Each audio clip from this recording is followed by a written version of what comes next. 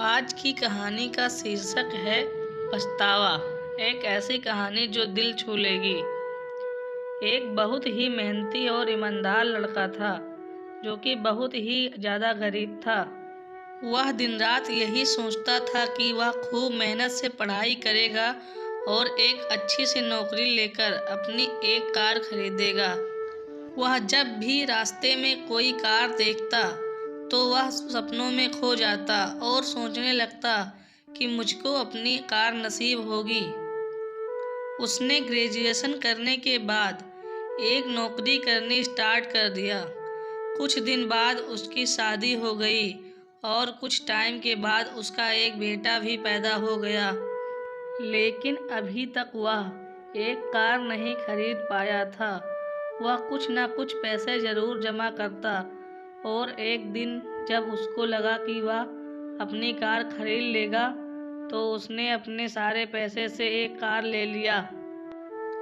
एक दिन वह अपने कार को खूब रगड़ रगड़ के धो रहा था। तभी उसका बेटा आया और उसने उस पर कुछ पत्थर से लिख दिया। उसने जैसे ही देखा कि वह कुछ लिख रहा था वह उसको पीटने लगा और उसको ले जाकर कमरे में छोड़ दिया। वापस आकर फिर वह अपने कार को धोना शुरू कर दिया। फिर वह उस जगह पहुंच गया जहां उसका बेटा कुछ लिख रहा था।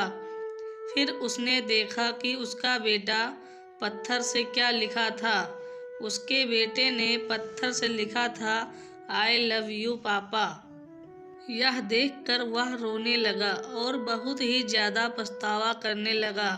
वह कमरे में अपने बेटे के पास गया और उसको गले से लगाया और बोला, आई लव यू टू बेटा। दोस्तों, इस कहानी से हम लोगों को यही सीख मिलती है कि गुस्से में लिया गया निर्णय कभी सही नहीं होता है। इसलिए हम ऐसा कुछ काम ना करें कि जिसका पछतावा हमें बाद में हो। इसी तरह की रोचक और मनोरंजक कहानियों के लिए हमारे चैनल को सब्सक्राइब, वीडियो को लाइक और कमेंट करना मत भूलिएगा। जय हिंद।